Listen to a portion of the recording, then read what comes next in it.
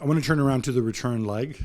We were talking off air. You said that, on the FC show last night, people were saying, oh, Arsenal heavy favourites, 80%. Yeah, Frank Leboeuf, that was. 80-20. Are you going to diss a World Cup winner's opinion? Oh, no, it's not. I'm not going to diss. I said he was wrong yesterday. I said 55-45 Arsenal. Because I really believe that Porto can go to the Emirates and do the same job. Play the same way and again try to nullify them. And basically, it's pretty simple. How you can, if you're an Arsenal team like last night and nothing is working for you with the ball because the other team defends well, maybe you're not in your best form, or I don't know, all of that. There's set pieces, or there's just something brilliant from one individual that break the deadlock, and something happens from Odegaard, Martinez, which was never, no even near happening yesterday. The set pieces, I thought Gabriel at the end and 0-0 before the Galeno goal could have scored. The header on the Rice free kick. I think there might have been a foul on the play as well that would have been called. Oh, okay, maybe. But I still think the ball went over the bar. I think he should have at least on target and stuff. So set pieces, they were good and threatening. The rest, no. And for me, the second leg would be exactly the same. If none of those leaders and big stars can find a way, either individually, if the collective is not working, because I think Porto will do exactly the same, then they will rely on set pieces. So I don't think it's a given at all that Arsenal can turn around this tie and qualify. I think they are still favourite because it's at the Emirates and because they are really good. But I think that first leg showed what the limitations could be against a team like Porto, who understands and perform defensive duties so well.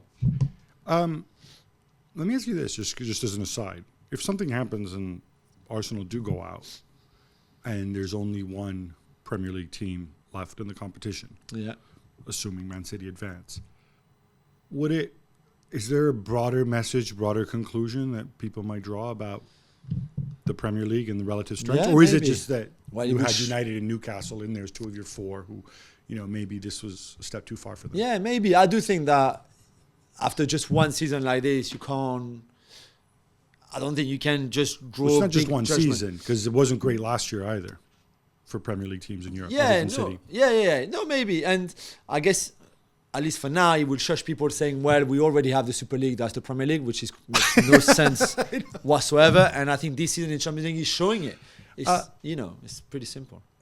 Quickly on Arsenal and the Premier League title race. Obviously, they're right up there. This is a very young team. This is an inexperienced manager still, Arteta. Most people logically have them as third favourites in the title run-in. How do you see them on the learning curve? In the sense that I'm actually slightly bullish. I don't like some of these lines that he's put out, even when he's been successful. Yeah. We kind of tell, well, if you had it, I know you don't have a choice because people are injured or whatever. But now you've got Gabriel Jesus very close to coming back. Yeah. Thomas Partey, I think he's already training with his teammates. Tomiyasu's another one. Yeah, Zinchenko as well. Zinchenko, Fabio Vieira, who's I'm not a big fan of, but whatever. He was even on the bench last night. Yeah, he was on the bench, yeah. So part of me says, okay, now you've got more rotation options, although, you might not need them. But do you see any of those guys coming back into the lineup on a pretty stable basis? Yeah, I think Zinchenko, obviously. Yeah, right? Zinchenko, or even Tomiyasu for Kiwior, who has been playing. They can't both play for Kiwior. No, one of them. Right. If Zinchenko is not available, I think Tomiyasu probably will still provide more than Kiwior. Although Kiwior has done well in a slightly different role.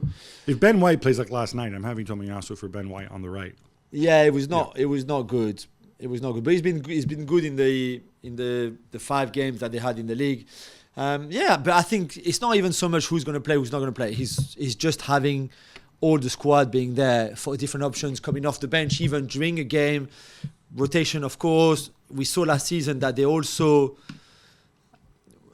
struggled a little bit when not just Saliba was injured, but when they had some of those injuries in the second part of the season. So to try to avoid that would be a really good thing. Whether that's enough to go and win the title, I don't know. I think they will be there until the end with Liverpool and City. I think this is going to be tight. The fact that Liverpool and City play each other, even before Arsenal go to City, I think could be key. Because if they can take advantage of that game and get points on either over both Liverpool and City or or the losers of that tie, that game, would be really good.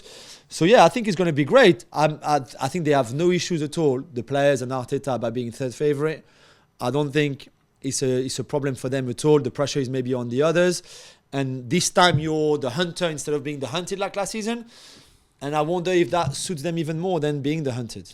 I think one of the main differences with last season was that last season they had this incredible run where I think until February he basically played the same 11 all the time. Yeah, right? pretty much, yeah. Which this season, for different reasons, he hasn't done to do. I think he has more options. I still look at the center back situation, and I don't want to jinx anybody, but we agree, I think, if there's one person who, at least for me, my view, one person who cannot get injured between now and the end of the season, one person who is more important than even than Saka or Odegaard or whatever, because you have other people who can do that to a not same standard, but a comparable standard. Yeah, it's William Saliba. Yeah, I agree. Because the drop off between Saliba is enormous. Yeah, I agree. Best defender in the Premier League this season for me. And yeah, you said it was Konate last time. Now you say it's what? Saliba. Nah, I never said Konate. They're both my boys, but no, Saliba has been outstanding. And you're right, it would be a disaster.